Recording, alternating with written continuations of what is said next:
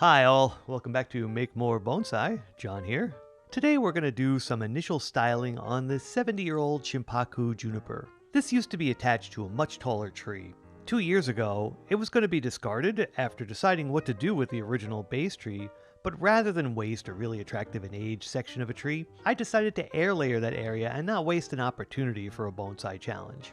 One awesome advantage to air layering is you get to start with a built-in shallow root system so it fits easily into a shallow bonsai pot. 2 years later, that is the full extent of thought that has gone into this tree, however. I'm jumping in without a solid plan for this tree. There's something about the discovery phase of designing a tree that stirs up an emotional mix of reckless abandon and the joy of uncovering a mystery. It reminds me of a Beatles lyric, that magic feeling, nowhere to go. While we're still up in the clouds and feeling breezy, now's a good time to establish some goals for this session, so we don't get carried away and make bad decisions. Our primary goal should be at this point, establish a main structure for the future development of this bonsai. That is to say, find or create a main trunk line and identify the primary and secondary branches.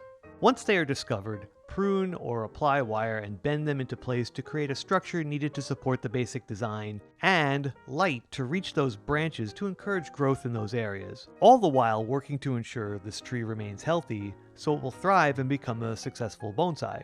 So, let's elevate this puppy onto the most underrated bonsai tool, the milk crate, throw caution into the wind, and see where this takes us. Currently, the front of this tree seems pretty clear considering the width of the base and the gentle curves of the lower trunk. This is definitely a great starting point. This may change a bit as the tree develops, but at this moment, I think we have a great starting point full of opportunities. Let's begin with clearing away some of the distracting branches to reveal the trunk. This cleanup is left rough in case any of these branches that are too thick will look best as a jin. Try to consider the proportions of the branches in relation to the trunk. If they are too thick, the tree may not convey an accurate feeling of height. If something is closer to you, it appears bigger. With some distance, things appear smaller. By choosing branches that are roughly a third of the width of the trunk or less, the proportion will help translate into the trunk is larger to taller, and the branches will seem further away since they're smaller. With this in mind, it's a good time to continue to clear away some growth and reveal more structure. The decision-making process for removing different foliage sections is remove anything that will not be useful in the design. Look for opportunities to encourage an alternating branch structure. Remove anything that might not receive enough light, so any growth on the bottoms of branches, if you're not sure of those yet, they can be removed later. Look for anything that looks weak or unhealthy. This can also be pruned off as well. Mostly, this is to open the tree up so we can see inside and make decisions about what to do next. This is part of the fun of the discovery phase. Now that things are a bit more clear and open, let's see if we can enhance that trunk a bit. I wonder if some gin and shari will help us define a design. It's midsummer, so the branches are kind of soft. They've been pumping water through this tree all spring. Because of that, they may not snap or crack easily, so it's helpful to split them with concave cutters. Then with pliers, grab a chunk and begin to pull back a little bit at a time. Try to capture some of the natural grain as you carefully tear toward the trunk. The natural live vein that was feeding those branches will help guide which direction to pull. Carefully remove small sections working into the older wood of the interior of the branch. The goal of this is to establish some natural texture and dark and light contrast into the living portions of the trunk. Gin and shari help create a story for the bonsai about the conditions the tree has endured over time. We're removing sections that are no longer being used since the foliage was pruned off. That vein of tissue can be carried through the main trunk to create shari, which can be carried all the way through to the bottom of the trunk. You should stop tearing before you reach the soil line, however. If there's exposed wood in contact with the soil, that area will most likely begin to rot and fall away. It's best to stop the shari before you reach the base of the trunk. Now that some texture has been established with the gin, the trunk now has even more character. So, in order to allow myself the option to change my mind or make a mistake or change direction midstream, and also help protect the branches and even out the force of the extreme bends I expect to happen with this trunk line, I'm going to wrap these areas with raffia. The raffia was left in some water for about 40 minutes or so before using it so it can absorb the water. This wet raffia will help get the right grip on the branch when applied.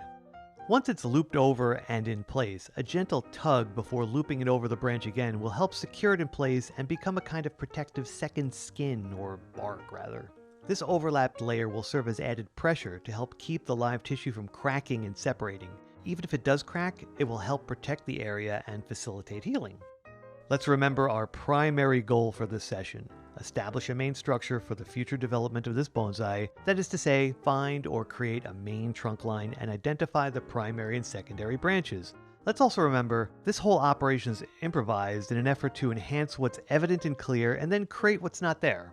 In order to do this and elevate the chance for success, let's wrap our minds around the idea that you're not alone. This is very much a partnership among me, or you, the designer and caretaker of the bonsai, the tree itself, and all of the internal processes it has to grow and do its thing, and time, meaning the passage of time between our interaction with the design process and the time it takes for the tree itself to respond to those interactions. Each partner plays a role performing tasks to achieve our goal.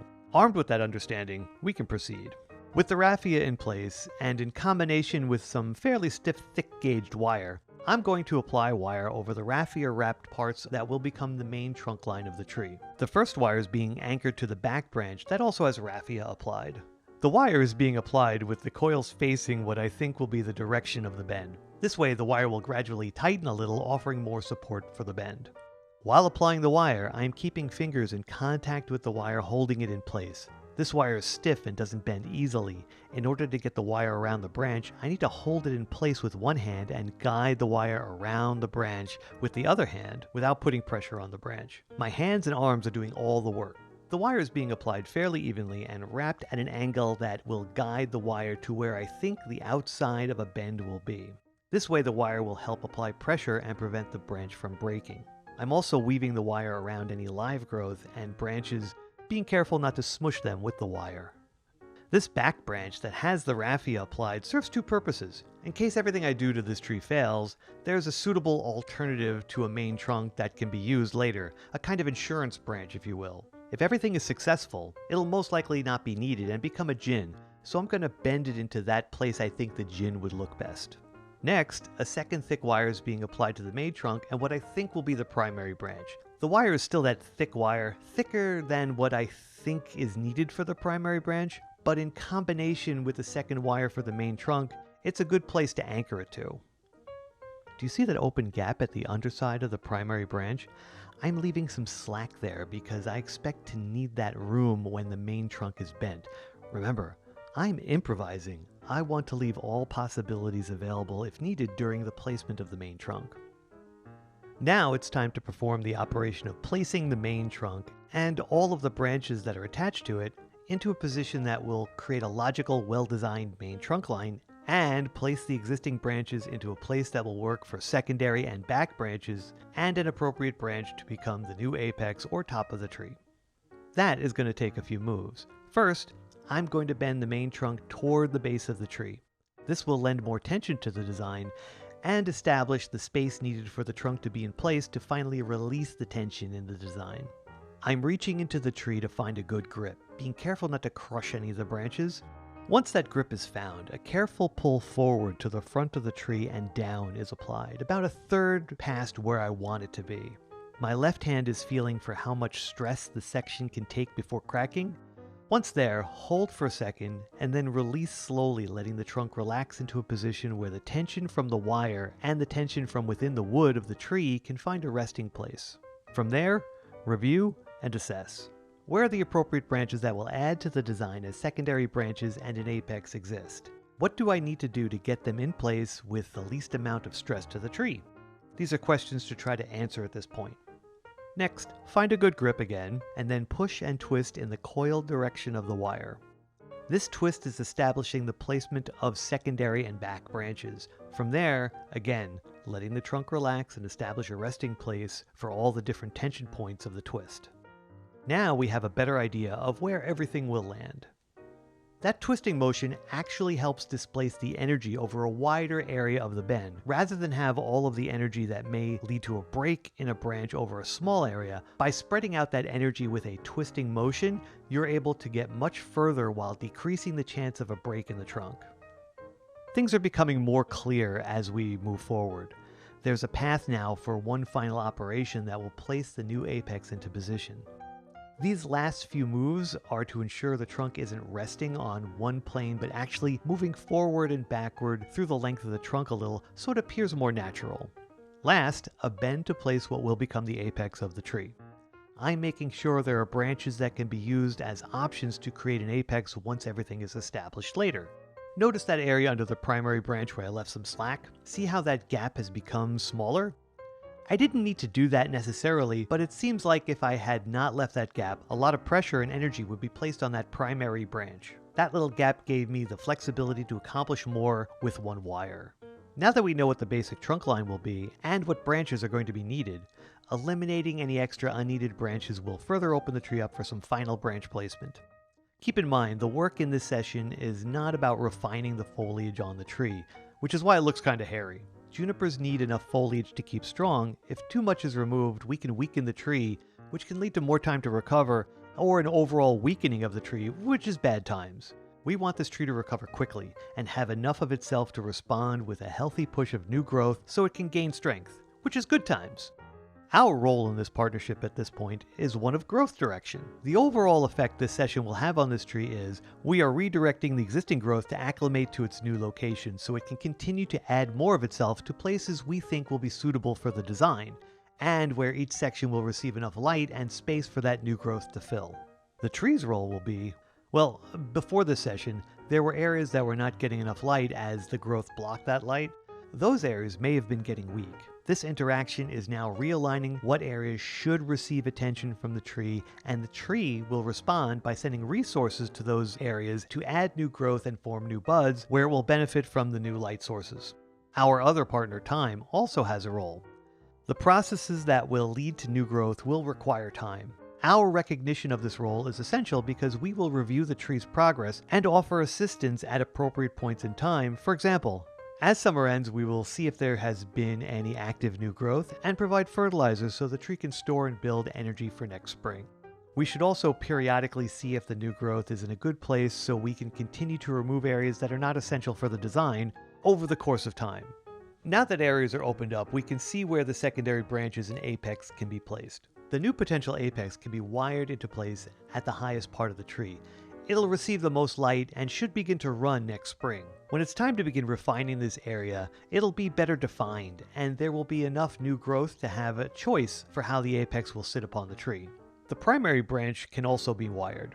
There are branches on this that can be spread open to allow light into areas that will fill the open spaces. When strategizing with wire, one always tries to keep things neat and tidy, but in this case, one thing to think about, wiring on a bonsai at its core is a temporary mechanical means to get something accomplished within the design.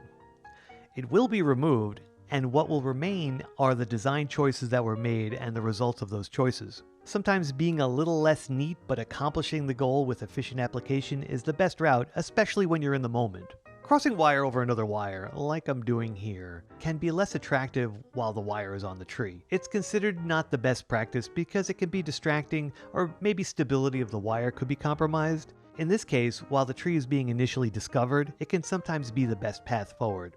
It's not like there are plans to show this tree or do something crazy like publish a video of its training.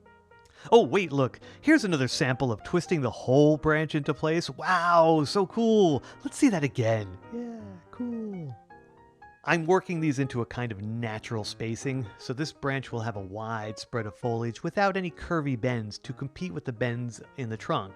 This is a very deliberate decision. The primary branch can be a very creative statement unto itself within the tree. For example, if the trunk was not particularly exciting, doing something creative with the primary branch is a great way to gain attention and add value to the design. The trunk on this bonsai is very interesting. It has a lot of action and potential to be the main focal point of the tree. For this bonsai, the primary branch will serve as a complement to the trunk and support the design by directing attention to it, rather than forcing the viewer to wrestle with what to look at.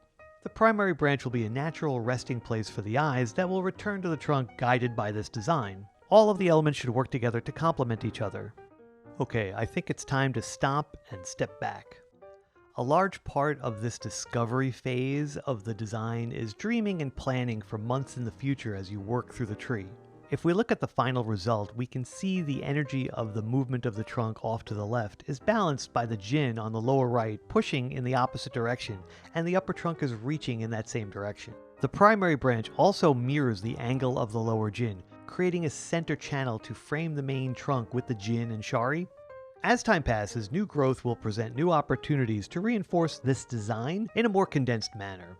An asymmetrical triangle has been established with the new branch arrangement. That long lowest plane will create the tension to assist the viewer's eyes to rest on the trunk, which has lots of characteristics to enjoy. That low primary branch also pushes the eyes toward the trunk. When viewing from the side, we can see the upper portion of the trunk and apex is pushed slightly forward. This is useful to create a feeling of height. The top of the tree looms over the viewer as the bonsai is experienced. The branches are in proportion to support the feeling of height as well, now that the thickest branches have been made into jin. My first priority for this tree is to be healthy. Plenty of foliage is available to help encourage a strong response to the work performed on this tree as it reorients itself into its new design. Compared to what this looked like when it was started, I think we can say this exercise in improvisation has yielded a composition that has a chance for a successful future as a bonsai. Now it's time to step aside and let time and the tree do their part. I'm looking forward to seeing what happens next. Thanks for watching. I hope you gained something helpful from this video. If you have any thoughts about what you may have done with this tree, let me know in the comments. While you're at it, maybe like and subscribe, or possibly check out the book or the t-shirt links in the comments below, because bonsai stuff is kinda cool, and so are you for helping support this channel. Meanwhile, I'll be prepping more raffia and making sure I have enough wire, cause there are more projects I plan to share with y'all.